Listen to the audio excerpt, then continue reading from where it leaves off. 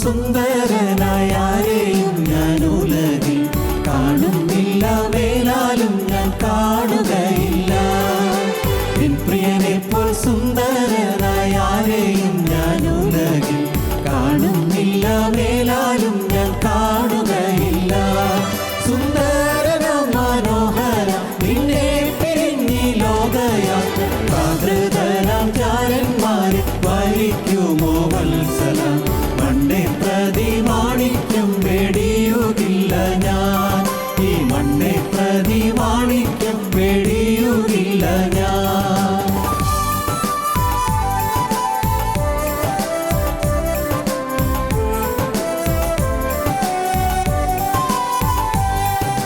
സർവാംഗ സുന്ദരൻ തന്നെ എന്നെ വീണ്ടെടുത്തവൻ, സർവസുഖ സൗകര്യങ്ങൾ അർപ്പിക്കുന്നേ ഞാൻ. സർവാംഗ സുന്ദരൻ തന്നെ എന്നെ വീണ്ടെടുത്തവൻ, സർവസുഖ സൗകര്യങ്ങൾ അർപ്പിക്കുന്നേ ഞാൻ. സുന്ദരനാം മനോഹരം നിന്നെ പിരിഞ്ഞി ലോകയാത്ര, പ്രാകൃതരാം ചാരന്മാരെ വരിക്കുമോ വത്സലം.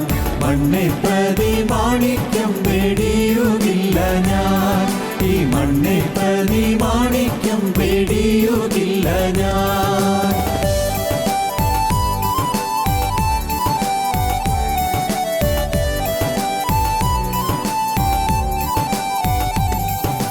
യെരൂശലേം പുത്രിമാരൻ ചുറ്റും നിന്നൊരാപകൽ, പ്രിയനോടുള്ള അനുരാഗം കവർന്നിടുകിൽ. ഞങ്ങളും ക്രൂശിക്കപ്പെട്ട ക്രിസ്തുവിനെ പ്രസംഗിക്കുന്നു. കോരിന്ത്യർക്ക് എഴുതിയ രണ്ടാമത്തെ ലേഖനം 13-ാം അധ്യായം 11-ാം വാക്യം നമുക്ക് ആദ്യം വായിക്കാം. തീർച്ചയ്ക്ക് സഹോദരന്മാരെ സന്തോഷിപ്പീൻ, യഥാസ്ഥാനപ്പെടുവിൻ, ആശ്വസിച്ചുകൊള്ളുവിൻ, ഏകമനസ്സുള്ളവരാകുവിൻ, സമാധാനത്തോടെ ഇരിപ്പീൻ. ദൈവത്തിന് സ്തോത്രം. ആകെ പൊതുവായി ഒരു കാര്യമേ പറയാനുള്ളൂ എന്നാണ് അപ്പോസ്തലൻ പറയുന്നത്. തീർച്ചയ്ക്ക് മൊത്തമായി പറയാനുള്ളത് അത് മാത്രമേ ഉള്ളൂ. നിങ്ങൾ സന്തോഷിപ്പീൻ. ജീവിതത്തിൽ സന്തോഷം വേണമെന്നാണ് നമ്മൾ ആഗ്രഹിക്കുന്നത്. സഹോദരന്മാരെ, നിങ്ങൾ സന്തോഷിപ്പീൻ, നിങ്ങൾ സമാധാനമായിരിപ്പീൻ, നിങ്ങൾ യഥാസ്ഥാനപ്പെടുവീൻ, നിങ്ങൾ തെറ്റിപ്പോയ സ്ഥാനത്തേക്ക് വീണ്ടും മടങ്ങി വരുവീൻ എന്നാണ് പറയുന്നത്. നിങ്ങൾ യഥാസ്ഥാനപ്പെടുവീൻ. നിങ്ങൾ ഒരു നല്ല സ്ഥാനത്തിരിക്കുകയായിരുന്നു, അതിൽ നിങ്ങൾ വീണുപോയി, വീണ്ടും ആ സ്ഥാനത്തേക്ക് നിങ്ങൾ വരിക എന്ന്. നിങ്ങൾ വളരെ അനുഗ്രഹീതമായ ഒരു സ്ഥാനത്തിരിക്കുകയായിരുന്നു, ശ്രേഷ്ഠമായൊരു പദവിയിലിരിക്കുകയായിരുന്നു, അതിലേക്ക് നിങ്ങൾ മടങ്ങി വരിക. അപ്പോഴാണ് നിങ്ങൾക്ക് സാക്ഷാത്തായ സന്തോഷം ലഭിക്കുന്നത്. സാക്ഷാത് സന്തോഷം. നിങ്ങൾ സന്തോഷിപ്പീൻ. തീർച്ചയ്ക്ക് സഹോദരന്മാരെ, നിങ്ങളെല്ലാവരും സന്തോഷിപ്പീൻ, യഥാസ്ഥാനപ്പെടുവീൻ, സമാധാനമായിരിപ്പീൻ. എപ്പോഴും സമാധാനവും സന്തോഷവും നാം ആഗ്രഹിക്കുന്നു. നാം എല്ലാവരും അങ്ങനെയാണ്. നമുക്കെല്ലാവർക്കും സന്തോഷം വേണം, സമാധാനം വേണം, തീർച്ചയായിട്ടും വേണം. സന്തോഷവും സമാധാനവും വേണമെങ്കിൽ നാം ദൈവം നമ്മെ ആക്കിയ സ്ഥാനത്ത് നാം കയറിയിരിക്കണം. ദൈവം നമ്മെ ഓരോരുത്തരെക്കുറിച്ചും പ്രതീക്ഷിക്കുന്ന സ്ഥാനത്ത് നാം കയറിയിരിക്കണം. നാം ആരും പിശാചിൻ്റെ ഇരിപ്പിടത്തിലിരിക്കാൻ ഇടവരരുത്. സാത്താൻ്റെ ഇരിപ്പിടത്തിൽ നാം ഇരിക്കാൻ ഇടവരരുത്. നാം ഓരോരുത്തരും യേശുക്രിസ്തു നമുക്ക് വേണ്ടി കരുതി വച്ചിരിക്കുന്നതായ സ്ഥാനത്ത് നാം കയറിയിരിക്കണം.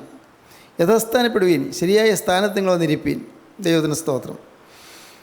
ഇതിനോട് ബന്ധപ്പെടുത്തി നമുക്ക് ഒരു ഭാഗം വായിക്കാം.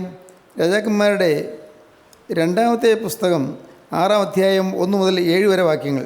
പ്രവാചക ശിഷ്യന്മാർ എലീസയോട്, ഞങ്ങൾ പാർക്കുന്ന ഈ സ്ഥലം ഞങ്ങൾക്ക് തീരെ ഇടുക്കമായിരിക്കുന്നുവെന്ന് നീ കാണുന്നുവല്ലോ. ഞങ്ങൾ യോർദാനോളം ചെന്ന് അവിടെ നിന്ന് ഓരോരുത്തൻ ഓരോ മരം കൊണ്ടുവന്ന് ഞങ്ങൾക്ക് പാർക്കേണ്ടതിന് ഒരു സ്ഥലമുണ്ടാക്കട്ടെ എന്ന് ചോദിച്ചു. പോകുവിനെന്ന് അവൻ പറഞ്ഞു. അവരിൽ ഒരുത്തൻ, ദയചെയ്ത് അടിയങ്ങളോട് കൂടെ പോരേണമേ എന്ന് അപേക്ഷിച്ചതിന് പോരാമെന്ന് അവൻ പറഞ്ഞു. അങ്ങനെ അവൻ അവരോടുകൂടെ പോയി. അവർ യോർദാങ്കൽ എത്തി മരം മുറിച്ചു. എന്നാൽ ഒരുത്തൻ ഒരു മരം മുറിക്കുമ്പോൾ കോടാലി ഊരി വെള്ളത്തിൽ വീണു. അയ്യോ കഷ്ടം, യജമാനനെ, അത് വായ്പ വാങ്ങിയതായിരുന്നുവെന്ന് അവൻ നിലവിളിച്ചു. അത് എവിടെ വീണു എന്ന് ദൈവപുരുഷൻ ചോദിച്ചു. അവൻ ആ സ്ഥലം അവനെ കാണിച്ചു.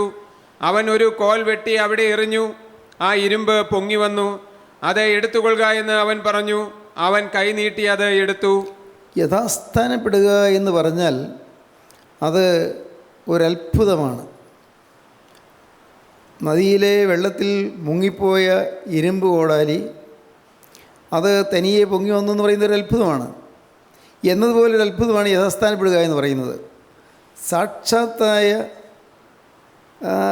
ഇരിപ്പിടത്തിൽ എത്തിച്ചേരുക, വീണ്ടും തിരിച്ചു വരിക എന്നുള്ളത് വളരെ വളരെ പ്രയാസവുമാണ്, വളരെ ക്ലേശകരമാണ്.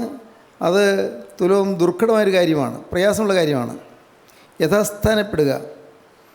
കോടാലി ഊരി വെള്ളത്തിൽ പോയി. അന്ന് എലീശാ പ്രവാചകൻ ദൈവജനത്തിന് വചനം കൊടുത്ത് നടത്തിക്കൊണ്ടിരിക്കുന്ന കാലമായിരുന്നു. ഏലിയാ പ്രവാചകൻ്റെ കാലത്ത് വളരെ അനുഗ്രഹീതമായ ശുശ്രൂഷകൾ ഏലിയാ പ്രവാചകൻ ചെയ്തു. ഏലിയാ പ്രവാചകൻ 8 അത്ഭുതങ്ങൾ ദൈവനാമത്തിൽ പ്രവർത്തിച്ചു. എന്നാൽ ഇരട്ടി ആത്മാവിൻ്റെ ശക്തിയോടെ വന്ന എലീശാ പ്രവാചകൻ 16 അത്ഭുതങ്ങൾ പ്രവർത്തിച്ചു. എല്ലാം ദൈവത്തിൻ്റെ മഹത്വത്തിന് വേണ്ടി മാത്രം. പ്രവാചകൻ്റെ കഴിവുകൊണ്ടല്ല, പ്രവാചകൻ്റെ മേന്മ കൊണ്ടുമല്ല. ദൈവം പ്രവാചകനെ അതിനു വേണ്ടി തിരഞ്ഞെടുത്തു. പ്രവാചകൻ ദൈവത്തിന് വേല ചെയ്തു. 16 അത്ഭുതങ്ങൾ എലീശാ പ്രവാചകൻ ചെയ്തു. ദൈവത്തിൻ്റെ അനൽപമായ അത്യന്തമധികമായ സ്നേഹവായ്പ കൊണ്ട് ജനത്തെ നയിക്കുവാൻ എലീശാ പ്രവാചകനെ ദൈവം ഉപയോഗിച്ചതുകൊണ്ട് പ്രവാചകനിൽ നിന്നുകൊണ്ട് ദൈവം ചില അത്ഭുതങ്ങൾ ചെയ്തു. അന്ന് പ്രവാചക ശിഷ്യന്മാരുണ്ടായിരുന്നു, പ്രവാചക സ്കൂളുകളുണ്ടായിരുന്നു. പ്രവാചക സ്കൂൾ എന്ന് പറഞ്ഞാൽ ഇന്ന് നമുക്ക് മനസ്സിലാകുന്ന രീതിയിൽ പറഞ്ഞാൽ ഓരോ പ്രാദേശിക കൂട്ടായ്മകൾ. നാം ഓരോരുത്തരും ഓരോ സഭകളിലോ സമുദായങ്ങളിലോ നിൽക്കുന്നവരാണ്. തെറ്റില്ല, അവരവർ നിൽക്കുന്ന സഭയിൽ തന്നെ നിൽക്കണം. അവരവർ ചേർന്ന് നിൽക്കുന്നതായ സമുദായത്തിൽ തന്നെ ചേർന്ന് നിൽക്കണം. അതൊന്നും മാറേണ്ട ആവശ്യമില്ല. പക്ഷേ നമുക്ക് പ്രാദേശികമായ പ്രവാചക സ്കൂളുകൾ വേണം, കൂട്ടായ്മ യോഗങ്ങൾ വേണം. കൂട്ടായ്മ ഇല്ലെങ്കിൽ നമ്മുടെ ആത്മീയ ജീവിതം പുഷ്ടിപ്പെടുകയില്ല. ദൈവത്തിൻ്റെ വചനശുശ്രൂഷയില്ലെങ്കിൽ, വചനം കേൾക്കാനുള്ളതായ അവസരമില്ലെങ്കിൽ, ദൈവങ്ങൾക്ക് ഒരുമിച്ചിരുന്ന് പാടുവാനും പ്രാർത്ഥിക്കുവാനും കൂട്ടായ്മ ആചരിക്കുവാനുള്ളതായ സൗകര്യമില്ലെങ്കിൽ അവിടെയെല്ലാം ആത്മീയമായ തളർച്ചയായിരിക്കും, ആത്മീയമായ വരൾച്ചയായിരിക്കും. കൂടിയേ കഴിയും ഒരു കൂട്ടായ്മ. ഞാൻ അത്ഭുതത്തോടെ ഓർക്കുന്നു, എൻ്റെ ബാല്യകാലം മുതലേ ഞങ്ങളുടെ ഇടവപ്പള്ളിയിൽ, വലപ്പൂർ സെൻറ്റ് മേരീസ് ഓർത്തഡോക്സ് പള്ളിയിൽ നല്ലൊരു കൂട്ടായ്മയുണ്ടായിരുന്നു. വളരെ നല്ല ആത്മീയ ഔന്നത്യമുള്ള ദൈവമക്കളുണ്ടായിരുന്നു. ഇന്ന് അവരിൽ പലരും തന്നെ ഈ ഭൂമിയിലില്ല.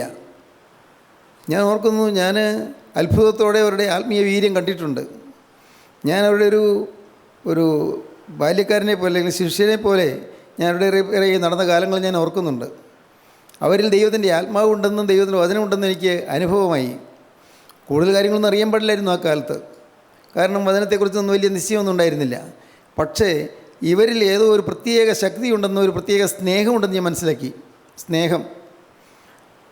ദൈവത്തിന് സ്തോത്രം. ദൈവത്തിൻ്റെ ചില അനുഗ്രഹീതരായ ദൈവമക്കളുടെ സ്നേഹം എന്നോട് സംസാരിക്കാനൊക്കെ തുടങ്ങുമ്പോൾ സമയം പോകുന്നറിയാതെ അവർ ഇരുന്ന് എനിക്ക് വേണ്ടി സമയം ചെലവഴിച്ചത് എല്ലാം ഞാനിപ്പോഴും ഓർക്കുന്നു. ഞങ്ങളുടെ പള്ളിയിലെ സൺഡേ സ്കൂൾ ഉച്ച കഴിഞ്ഞാണ്. സൺഡേ സ്കൂൾ 4:30 കഴിയും. 4:30 കഴിഞ്ഞാൽ പിന്നെ ചില ദൈവമക്കൾ അവിടെ ഇരുന്ന് എനിക്ക് പലയും കാര്യങ്ങൾ പറഞ്ഞു തന്നുകൊണ്ടിരുന്നു. ഇതെല്ലാം ഞാനിന്ന് അത്യന്തം ബഹുമാനത്തോടെ ഞാൻ ഓർക്കുകയാണ്. അന്ന് അവരുടെ എല്ലാ ശിഷ്യനെ പോലെ ഇരുന്ന് ഞാനിതെല്ലാം പഠിച്ചു, കേട്ടു. ആത്മീയ അനുഭവങ്ങൾ. ദൈവത്തിന് സ്തോത്രം. ഒരു കൂട്ടായ്മയോടെ ഉണ്ടായിരുന്നത് കൊണ്ടാണ് എനിക്ക് ആത്മീയമായി കൂടുതൽ ചിന്തിക്കാനും പഠിക്കാനും തോന്നിയത്. എപ്പോഴും വേണം ഒരു നാട്ടിലൊരു കൂട്ടായ്മ. ഇടവകീയ യോഗമുണ്ട്, തീർച്ചയായിട്ടും നമ്മൾ അതിൽ സംബന്ധിക്കണം. നമ്മുടെ പള്ളികളിൽ യോഗമുണ്ട്, തീർച്ചയായിട്ടും സംബന്ധിക്കണം. പക്ഷേ അതിനേക്കാൾ ഉപരിയായി നാം കൂടിയേ കഴിയുമെന്ന് വയ്ക്കേണ്ടതായ ഒരു കാര്യമാണ് ഒരു കൂട്ടായ്മ. പ്രാദേശികമായ പ്രവാചക സ്കൂള്. എലീശാ പ്രവാചകൻ അന്ന് ജനത്തിന് വചനം കൊടുത്തുകൊണ്ടിരുന്നു. ദൈവത്തിൽ നിന്ന് വചനം പ്രാപിച്ച് വചനം കൊടുത്തുകൊണ്ടിരുന്നു. അന്ന് അതിന് മുൻപ് തന്നെ ഏലിയാ പ്രവാചകൻ്റെ കാലത്ത് ഈ സ്കൂളുകൾ തുടങ്ങിയിരുന്നു. അതിനു മുൻപ് ശമൂവേൽ പ്രവാചകൻ്റെ കാലത്ത് ഈ സ്കൂൾ തുടങ്ങിയിരുന്നു. ശമൂവേൽ പ്രവാചകനാണ് ഒരു ഇരുണ്ട കാലഘട്ടത്തിന് ശേഷം വന്ന ഒരു ഉദയ നക്ഷത്രം. ഇരുണ്ട കാലയളവ് കഴിഞ്ഞ് ശമൂവേൽ പ്രവാചകൻ എഴുന്നേറ്റു. ദൈവത്തിന് വചനം ദുർലഭമായ ഒരു കാലത്ത് വചനത്തിൻ്റെ അനുഗ്രഹം പ്രാപിച്ചുകൊണ്ട് ശമൂവേൽ പ്രവാചകൻ എഴുന്നേറ്റു. ശമൂവേൽ ദൈവത്തിന് വേണ്ടി സമർപ്പിക്കപ്പെട്ടതായ ശമൂവേൽ, ഹന്ന ശമൂവേലിൻ്റെ അമ്മ, യഹോവയ്ക്ക് നേർച്ച നേർന്ന ഒരു മകനായ ശമൂവേൽ ദൈവത്തിൻ്റെ പ്രവാചകനായി വളർന്നു വന്നു. അവിടെ തുടങ്ങിയ ആത്മീയ ഉണർവ്. ദൈവത്തിന് സ്തോത്രം. ശമൂവേൽ പ്രവാചകനിൽ തുടങ്ങിയതായ ആത്മീയ ഉണർവ് ഇങ്ങനെ പല സ്ഥലങ്ങളിലും വീണും എഴുന്നേറ്റും എന്നതുപോലെ അങ്ങനെ വളർന്നുകൊണ്ടിരുന്നു. ഏലിയാ പ്രവാചകൻ്റെ കാലത്ത് ഒരു കൊടുങ്കാറ്റ് പോലെയാണ് ഏലിയാ പ്രവാചകൻ എഴുന്നേറ്റ് വന്നത്. കൊടുങ്കാറ്റ് പോലെ രാജാവിൻ്റെ കൊട്ടാരത്തിലേക്ക് അന്നത്തെ വിഗ്രഹാരാധനയെ എതിർത്തുകൊണ്ട് ഏലിയാവ് സംസാരിച്ചു. കൊട്ടാരത്തിൽ രാജാവിന് പടയാളികളുണ്ട്, രാജാവിന് അനേകം ഭടന്മാരുണ്ട്, രാജാവിൻ്റെ സേവകരുണ്ട്. അവരെല്ലാവരും ഉള്ള ആ കൊട്ടാരത്തിൽ ചെന്ന് ധീരമായി ഏലിയാവ് നിന്നു. ഇനി ഞാൻ പറഞ്ഞിട്ടില്ലാതെ ഈ ആണ്ടുകളിൽ മഞ്ഞോ മഴയോ ഈ ദേശത്തുണ്ടാകുകയില്ല എന്ന് സധീരം പ്രസ്താവിക്കാൻ ഏലിയാവിന് സാധിച്ചു. അത് ഏലിയാവിൻ്റെ മേലുണ്ടായിരുന്ന ദൈവത്തിൻ്റെ ആത്മാവിൻ്റെ കൃപയാണ്, ആത്മാവിൻ്റെ നിറവാണ്. ഏലിയ പ്രവാചകന് ശേഷം പിന്നീട് വന്നത് എലീശ പ്രവാചകനാണ്. എലീശ പ്രവാചന കാലത്ത് പ്രവാചക സ്കൂളുകൾ എണ്ണം പെരുകി. ശീലോയിലൊരു പ്രവാചക സ്കൂള്, ബേഥയിലൊരു പ്രവാചക സ്കൂള്, അങ്ങ് യോർദാനിലൊരു പ്രവാചക സ്കൂള്, ഗിൽഗാലിലൊരു പ്രവാചക സ്കൂള്, ഇങ്ങനെ എറിഹോയിലൊരു പ്രവാചക സ്കൂൾ, ഇങ്ങനെ അനേകം പ്രവാചക സ്കൂളുകളുണ്ടായി എല്ലാ സ്ഥലത്തും. ഇപ്പോൾ നാം കാണുന്നതും അനുഭവിക്കുന്നതും ഈ പ്രവാചക സ്കൂൾ പോലെയുള്ളതായ കൂട്ടായ്മകളിലാണ് നമുക്ക് വചനം കിട്ടുന്നത്. ഈ വചനം നമ്മുടെ ഹൃദയത്തിൽ വേരോടുന്നത് കൊണ്ടാണ് നമുക്ക് വചനം ധാരാളമായി കിട്ടുന്നു. പ്രവാചക സ്കൂളുകൾ എലീശ പ്രവാചകൻ്റെ കാലത്ത് എലീശ പ്രവാചകൻ അവിടെ ഒരു പ്രശ്നം പരിഹരിക്കുന്നതാണ് കാണുന്നത്. രാജകുമാരൻ 2-ാമത്തെ പുസ്തകം 6-ാം അധ്യായത്തിൻ്റെ ആരംഭത്തിൽ അവിടെ പ്രശ്നമുണ്ടായി. കൂട്ടായ്മയിൽ പ്രശ്നമുണ്ടായി. കൂട്ടായ്മയിൽ ദൈവമക്കൾക്ക് പ്രശ്നമുണ്ടായി. മറ്റൊന്നുമല്ല, എണ്ണം പെരുകി. എണ്ണം പെരുകിയപ്പോൾ അവർക്ക് പാർപ്പാൻ സ്ഥലം പോരാ, കൂടിയിരുന്ന് പ്രാർത്ഥിക്കാൻ സ്ഥലം പോരാ. അവർക്ക് ആഗ്രഹമുണ്ട് ഒരുമിച്ച് കൂടിയിരിക്കാൻ, കാരണം ആളുകൾ കൂടി, എണ്ണം കൂടിയിരുന്ന് പ്രാർത്ഥിപ്പാൻ സ്ഥലം പോരാ എന്ന് കണ്ടു. അപ്പോൾ അവർ വിചാരിച്ചു, നമുക്ക് പണി അറിയാമല്ലോ, ജോലി അറിയാമല്ലോ, നമുക്കാരും ഉഴപ്പന്മാരല്ലല്ലോ, നമുക്ക് ജോലി ചെയ്യാമല്ലോ എന്ന് വിചാരിച്ചു. അവരൊരുമിച്ച് കൂടി ആലോചിച്ച് നമുക്കൊരു കാര്യം ചെയ്യാം, നമുക്കൊരു ഭവനം പണിയാം, നമുക്ക് തന്നെ കഷ്ടപ്പെടാം. കാട്ടിൽ പോയി ഒരു നല്ല തടി വെട്ടിക്കൊണ്ട് വന്ന് അത് അറുത്ത് നല്ല ഉരുപ്പടിയാക്കി നമുക്കൊരു ആലയം പണിയാം. ഒരു ദേവാലയമല്ല, ഒരു ആലയം, ഒരു സ്ഥലം, ഒരു കെട്ടിടം പണിയാം എന്ന് അവർ തീരുമാനിച്ചു. നമുക്ക് വായിക്കാം 6-ാം അധ്യായം 1-ാം വാക്യം മുതൽ ചില വാക്യങ്ങൾ വായിക്കാം. പ്രവാചക ശിഷ്യന്മാർ ഏലീസയോട്, ഞങ്ങൾ പാർക്കുന്ന ഈ സ്ഥലം ഞങ്ങൾക്ക് തീരെ ഇടുക്കമായിരിക്കുന്നു എന്ന് നീ കാണുന്നുവല്ലോ. ഞങ്ങൾ യോർദാനോളം ചെന്ന് അവിടെ നിന്ന് ഓരോരുത്തൻ ഓരോ മരം കൊണ്ടുവന്ന് ഞങ്ങൾക്ക് പാർക്കേണ്ടതിന് ഒരു സ്ഥലമുണ്ടാക്കട്ടെ എന്ന് ചോദിച്ചു. പോകുവിൻ എന്ന് അവൻ പറഞ്ഞു. എല്ലാം പ്രവാചകനോട് ചോദിച്ചിട്ട് അവർ പോകുന്നത്. പ്രവാചകൻ ആത്മീയ അനുഭവവും ആത്മീയ അധികാരവുമുള്ള വ്യക്തിയാണ്. ആത്മാവിന് വേണ്ടി ജാഗരിക്കുന്നൊരു ദൈവവേദലാണ്. ദൈവമക്കൾക്ക് ഉപകാരം കിട്ടത്തക്കവണ്ണം എന്തെല്ലാം ദൈവം തരുന്നുണ്ടോ അതെല്ലാം ചോദിച്ചു വാങ്ങുന്ന ദൈവവേദലാണ്. അങ്ങനെ ദൈവസന്നിധിയിൽ കടന്നു ചെല്ലാനുള്ളതായ കൃപയും അതിനുള്ളതായ അധികാരവുമുള്ള ദൈവപുരുഷൻ അവർ ചോദിക്കുന്നതിന് മറുപടി പറയുകയാണ്. ഞങ്ങൾ അങ്ങ് യോർദാൻ വരെ ചെന്ന് യോർദാൻ്റെ തീരത്തുള്ള കാട്ടിൽ നിന്ന്, വനത്തിൽ നിന്ന് ഞങ്ങൾ ഓരോരുത്തൻ തടി വെട്ടിക്കൊണ്ട് വന്ന് ഞങ്ങളൊരു സ്ഥലം ഉണ്ടാക്കട്ടെ, നമുക്ക് ഇരുന്ന് പ്രാർത്ഥിക്കാനും നമുക്ക് താമസിക്കാനെല്ലാം ഒരിടം ഉണ്ടാക്കട്ടെ എന്ന് ചോദിച്ചു. അനുവാദം ചോദിക്കുകയാണ്. തെറ്റില്ലാത്ത കാര്യമാണല്ലോ. പ്രവാചകൻ പറഞ്ഞു, ശരി പോകുകയും നിങ്ങൾ പോകുകയും എന്ന് പറഞ്ഞു. ദൈവത്തിന് സ്തോത്രം, ദൈവത്തിന് വലിയ നാമം മഹത്വപ്പെടട്ടെ. ഇവിടെ നാം കാണുന്നൊരു പ്രത്യേകത അവർക്ക് പ്രവാചകനോടുള്ളതായ വിധേയത്വമാണ്. പ്രവാചകനോടുള്ള വിധേയത്വം. ദൈവത്തിൻ്റെ അടുക്കൽ ചെന്ന് അരുളപ്പാടുകൾ ദൈവത്തിൽ നിന്ന് ചോദിച്ചു വാങ്ങി ദൈവം തരുന്ന അരുളപ്പാടുകൾ ജനത്തിന് കൊടുക്കുന്നതായ ദൈവപുരുഷനാണ് പ്രവാചകൻ. വലിയൊരു പദവിയാണ്, വലിയൊരു സ്ഥാനമാണ്. നാം ഓരോരുത്തരും പ്രവാചകന്മാരാകേണ്ടതാണെന്നാണ് അപ്പോസ്തലനായ പൗലോസ് പറയുന്നത്. പൗലോസ് പറയുന്നുണ്ട്, കൊരിന്ത്യർക്ക് എഴുതിയ 1-ാമത്തെ ലേഖനം 12-ാം അധ്യായത്തിൽ നാം ഓരോരുത്തരും പ്രവാചകന്മാരായിരിക്കണമെന്ന് അപ്പോസ്തലൻ പറയുന്നു. 14-ാം അധ്യായത്തിൽ വീണ്ടും കാണുന്നു, നാം ഓരോരുത്തരും പ്രവാചക ശുശ്രൂഷ ചെയ്യുന്നവരായിരിക്കണം. ദൈവത്തിൻ്റെ കടന്നു ചെല്ലാനുള്ളതായ ഒരു അനുവാദം ലഭിക്കുന്നവരായിരിക്കണം. ദൈവസന്നിധിയിലേക്ക്, കൃപാസനത്തിലേക്ക് കടന്നു ചെല്ലാൻ നമുക്ക് ഒരു അനുവാദം കിട്ടണം. അതിനുള്ളതായ ഒരു കൃപ നമുക്ക് കിട്ടണം, അതിനുള്ളതായ അവകാശം നമുക്ക് കിട്ടണം. നാം ഓരോരുത്തരും വിലപ്പെട്ടവരാണ് എന്ന കാര്യം നാം മറക്കരുത്. ദൈവസന്നിധിയിൽ നമുക്ക് കടന്നു ചെല്ലണം. കൃപാസനത്തിന് മുമ്പിലേക്ക് കടന്നു ചെല്ലണം. ദൈവത്തിന് സ്തോത്രം. അങ്ങനെ കടന്നു ചെല്ലണമെങ്കിൽ നാം തന്നെത്താൻ ദൈവസന്നിധിയിൽ ഇരുന്ന് നമ്മുടെ ജീവിതത്തെ ശോധന ചെയ്ത് കർത്താവിനോട് പറയണം, കർത്താവേ, എവിടെയെല്ലാമാണ് എനിക്ക് തിരുത്താനുള്ളത്? എൻ്റെ സ്വഭാവത്തിൽ എന്തെല്ലാമാണ് ഇനി മാലിന്യമുള്ളത്? എൻ്റെ സ്വഭാവത്തിൽ ഏതെല്ലാം കാര്യങ്ങളാണ് ഞാൻ തിരുത്തേണ്ടത്? ദൈവസന്നിധിയിൽ നിന്ന് ആരായണം. മറഞ്ഞിരിക്കുന്ന തെറ്റുകളെ പോക്കി എന്നെ മോചിക്കണമേ, സ്വമേധാപാപങ്ങളെ കെട്ടിയെ കാക്കണമേ, അവ എൻ്റെ മേൽ വാഴരുതേ. എന്നാൽ ഞാൻ നിഷ്കളങ്കനും മഹാപാതകരഹിതനുമായിരിക്കും. എൻ്റെ പറയും എൻ്റെ വീണ്ടെടുപ്പുകാരനെ യഹോവേ, എൻ്റെ വായിലെ വാക്കുകളും എൻ്റെ ഹൃദയത്തിലെ ധ്യാനവും നിനക്ക് പ്രസാദമായിരിക്കുമാറാകട്ടെ. പ്രവാചകന്മാർ അത് പറയുന്നവരായിരിക്കണം. മറഞ്ഞിരിക്കുന്ന തെറ്റുകളെ പോക്കി എന്നെ മോചിക്കണമേ. മറഞ്ഞിരിക്കുന്ന തെറ്റുകളുണ്ട് എനിക്ക്. ഞാനത് പാവമാണ് ഗണിക്കാത്തതായ, പാവമായി പരിഗണിക്കാത്തതായ അനേകം തെറ്റുകൾ എൻ്റെ പക്ഷത്തുണ്ട്. എൻ്റെ കർത്താവേ, ഈ തെറ്റുകൾ എനിക്ക് സ്വയം ബോധ്യപ്പെടാൻ നീ എന്നോട് മനസ്സിലെഞ്ഞ് എനിക്ക് കാണിച്ചു തരണമേ. സ്വമേധാ പാവങ്ങളെ കയറ്റിയടിനെ കാക്കണമേ. ഞാൻ അറിയാതെ ഒന്ന് പോരുന്നതായ അനേകം പാവങ്ങൾ എനിക്കുണ്ട്. പാപത്തിൻ്റെ പ്രവൃത്തിയിൽ അല്ലായിരിക്കാം, പക്ഷേ പാപത്തിൻ്റെ പ്രവണതകൾ എൻ്റെ ഉള്ളത്തിലുണ്ട്. പാപത്തിൻ്റെ പ്രകൃതി എൻ്റെ ഉള്ളത്തിലുണ്ട്. പാപത്തിൻ്റെ സ്വഭാവം എൻ്റെ ഉള്ളത്തിലുണ്ട്. ആ പാപത്തിൻ്റെ പ്രകൃതിയെ എന്നിൽ നിന്ന് മാറ്റി എന്നെ നീ ഒരു വിശുദ്ധനാക്കി തീർക്കണമേ എന്നാണ് പ്രാർത്ഥിക്കേണ്ടത്. മറഞ്ഞിരിക്കുന്ന തെറ്റുകളെ പോക്കിനെ മോചിക്കണമേ. സ്വമേധാഭാവങ്ങളെ കയറ്റിയടിനെ കാക്കണമേ. അവ എൻ്റെ മേൽ വാഴരുതേ. എന്നാൽ ഞാൻ നിഷ്കളങ്കനും മഹാപാതകരഹിതനുമായിരിക്കും. 19-ാം സങ്കീർത്തനം അവസാന ഭാഗമാണ്. 19-ാം സങ്കീർത്തനത്തിൻ്റെ അവസാനത്തെ 2-3 വാക്യങ്ങളാണ്. എന്നാൽ ഞാൻ പാപരഹിതനായിരിക്കും, ഞാൻ പാവമില്ലാത്തനായിത്തീരും, നീ എനിക്ക് എൻ്റെ പാവം മോചിച്ചു തന്നാൽ. സ്വമേധാപാവങ്ങളെ കയറ്റിയടിനെ കാക്കണമേ. അവ എൻ്റെ മേൽ വാഴരുതേ. എന്നാൽ ഞാൻ നിഷ്കളങ്കനും മഹാപാതകരഹിതനുമായിരിക്കും. എൻ്റെ പാറയും എൻ്റെ വീണ്ടെടുപ്പുകാരനായ യഹോവേ, എൻ്റെ വായിലെ വാക്കുകളും എൻ്റെ ഹൃദയത്തിലെ ധ്യാനവും നിനക്ക് പ്രസാദമായിരിക്കുമാറാകട്ടെ. വായിലെ വാക്കുകൾ ദൈവത്തിന് പ്രസാദമാകണം, ഹൃദയത്തിലെ ധ്യാനം ദൈവത്തിന് പ്രസാദമാകണം. ചിന്തകൾ, നമ്മുടെ വിചാരങ്ങൾ, നമ്മുടെ ഹൃദയത്തിൽ അമർന്ന് ഒതുങ്ങി ഒളിച്ചിരിക്കുന്നതായ ചില ചീത്ത പ്രവണതകളുണ്ട്. അതെല്ലാം കർത്താവേ നീ പൊക്കിയെടുത്ത് കാണിച്ചു തരണമേ. എനിക്കതെല്ലാം ഉപേക്ഷിക്കാൻ എനിക്ക് ആഗ്രഹമാണ്. ഒരു പൂർണ്ണ പരിശുദ്ധനാകാനാണ് എൻ്റെ ആഗ്രഹം. കർത്താവേ, വിശുദ്ധിയുടെ പാതയിലേക്ക് നീ എന്നെ കൊണ്ടുവന്നല്ലോ. ഇത്രടം വരെ നീ എന്നെ കൊണ്ടുവന്ന് നിർത്തിയല്ലോ.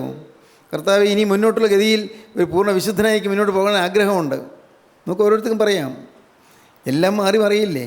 എല്ലാം പലപ്പോഴും എന്നെ ചിന്തിപ്പിക്കുന്ന പ്രശ്നം അതാണ്. എല്ലാം മാറി മറിയുമല്ലോ. സ്നേഹിതന്മാരെ വിട്ടുപോകുന്നു, ബന്ധപ്പെട്ടവർ വിട്ടുപോകുന്നു, പ്രിയപ്പെട്ടവർ വിട്ടുപോകുന്നു, അമ്മ മാറുന്നു, അപ്പൻ പോകുന്നു, പെങ്ങൾ മാറുന്നു, സഹോദരങ്ങൾ മാറുന്നു, ഓരോരുത്തരുടെ പിരിഞ്ഞു പോവുകയല്ലേ. ഭർത്താവ് മാറുന്നു, അല്ലെങ്കിൽ ഭാര്യ മാറുന്നു, ഓരോരുത്തരങ്ങ് അക്കരയ്ക്ക് പോവുകയാണ്. ഈ ലോകത്ത് ജീവിക്കുമ്പോൾ ഒന്നും ശാശ്വതമല്ല. ഒന്നും സുഖങ്ങളും ശാശ്വതമല്ല, ദുഃഖങ്ങളും ശാശ്വതമല്ല.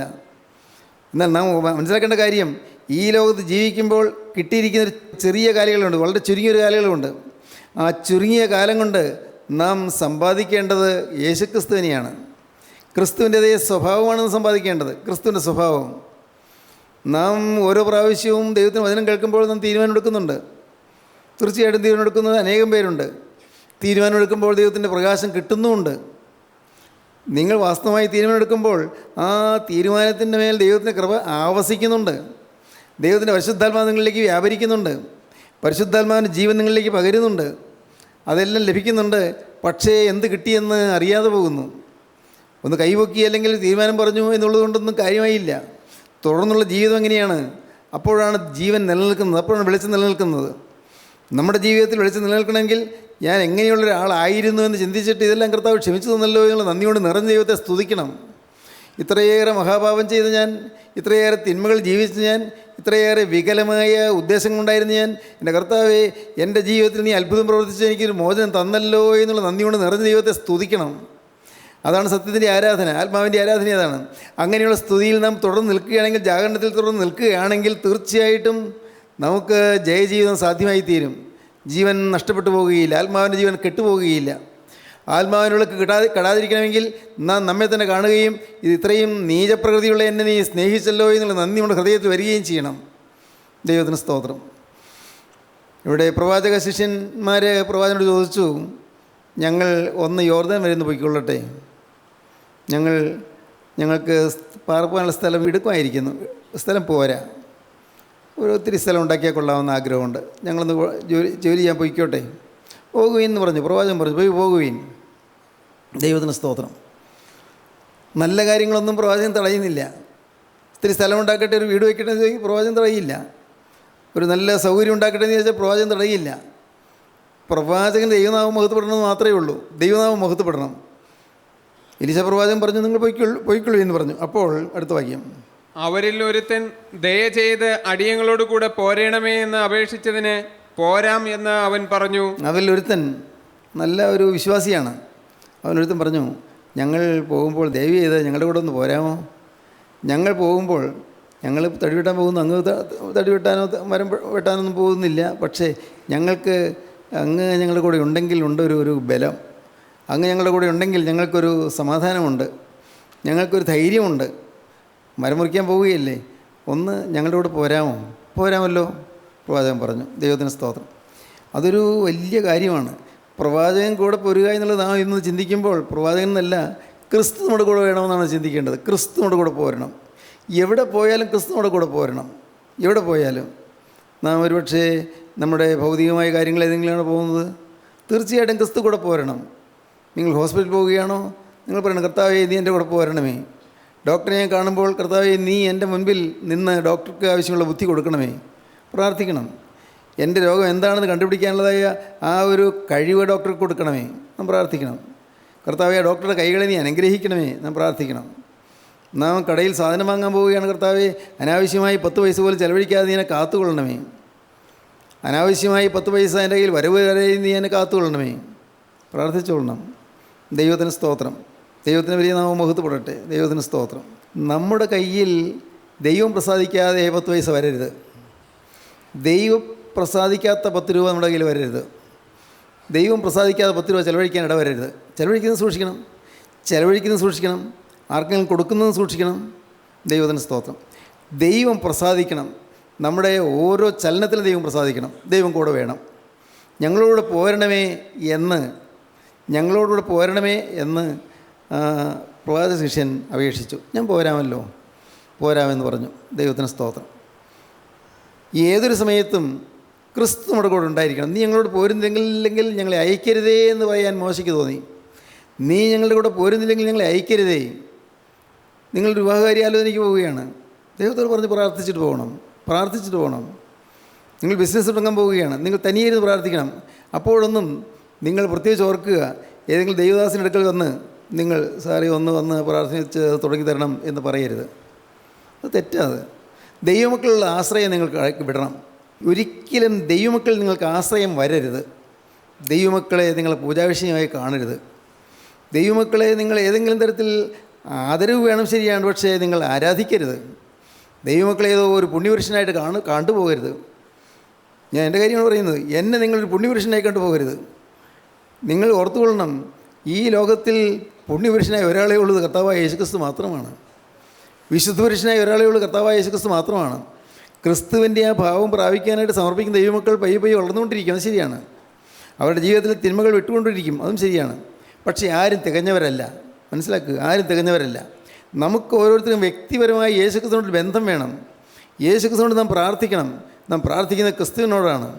അഖിലാണ്ടത്തെ മെനഞ്ഞവനായ ക്രിസ്തു, ഈ അണ്ടകടാഹത്തെ മെനഞ്ഞ് അതാതിൻ്റെ സ്ഥാനത്താക്കിയനായ ക്രിസ്തു, ആകാശഗോളങ്ങളെ മെനഞ്ഞ് അതാതിൻ്റെ സ്ഥാനത്താക്കിയ ക്രിസ്തു. ആ ക്രിസ്തു ആയിരിക്കണം നമ്മുടെ ലക്ഷ്യം. ക്രിസ്തുവിലായിരിക്കണം നമ്മുടെ നോട്ടം. ക്രിസ്തുവിലേക്കായിരിക്കണം നമ്മുടെ വീക്ഷണം മുഴുവൻ. ദൈവത്തിന് സ്തോത്രം. പ്രവാചകൻ പറഞ്ഞു, ഞാൻ പോരാമല്ലോ എന്ന് പറഞ്ഞു. ദൈവത്തിന് സ്തോത്രം. തൻ്റെ മക്കൾക്ക്, പ്രിയപ്പെട്ടവർക്ക് അവരുടെ നല്ല ആവശ്യങ്ങൾ, നല്ല ആഗ്രഹങ്ങൾ സാധിപ്പിച്ചു കൊടുക്കുന്നതാണ് കർത്താവായ യേശു ക്രിസ്തു. ഞാൻ പോരാമല്ലോ. പ്രവാചകൻ്റെ സ്ഥാനത്ത് നാം ക്രിസ്തുവിനെ കാണുക. ക്രിസ്തു പറയുകയാണ്, ഞാൻ പോരാമല്ലോ. നാം വിളിച്ചാൽ നമ്മുടെ കൂടെ പോരും, നിർബന്ധിച്ചാൽ നമ്മുടെ കൂടെ പാർക്കും. ഉറപ്പാണ്. ഇന്ന് ഞാൻ ഈ വാക്കുകൾ പറയുമ്പോൾ ഞാൻ ആർത്തിയോടെ, കൊതിയോടെ പറയട്ടെ, നിങ്ങൾ ഓരോരുത്തരും നേരിട്ട് ക്രിസ്തുവിനോട് പ്രാർത്ഥിക്കുന്നവരായി തീരണമെന്ന്. നേരിട്ട് ക്രിസ്തുവിനോട് പ്രാർത്ഥിക്കുന്നവരായി തീരണം. അല്ലാതെ നിങ്ങൾ ആരെയും ചാരി നിൽക്കരുത്, ആരിലും ആശ്രയിച്ച് നിൽക്കരുത്. നിങ്ങൾ അവനവൻ നേരിട്ട് ക്രിസ്തുവിനെ കാണണം, ക്രിസ്തുവിനോട് പ്രാർത്ഥിക്കണം, തനിയെ ഇരുന്ന് പ്രാർത്ഥിക്കണം. പിന്നെ വേണമെങ്കിൽ നിങ്ങളുടെ വീട്ടിൽ പിന്നീട് നിങ്ങളുടെ ഭാര്യയും അല്ലെങ്കിൽ ഭർത്താവും നിങ്ങളുടെ മക്കളും അമ്മയും അപ്പനും ഉണ്ടെങ്കിൽ ആ വീട്ടിലുള്ള എല്ലാവരും ഒരുമിച്ചിരുന്ന് പ്രാർത്ഥിക്കണം. അങ്ങനെ പ്രശ്നത്തിന് മറുപടി കിട്ടണം. നിങ്ങൾ കർത്താവിൽ നിന്ന് പ്രാർത്ഥിച്ച് മറുപടി കിട്ടണം. അതാണ് ശരിയായ ആത്മീയമായ വഴി. ദൈവത്തോട് യാചിച്ചാൽ ദൈവം തരുമെന്നുള്ളതിനൊരു സംശയവുമില്ല.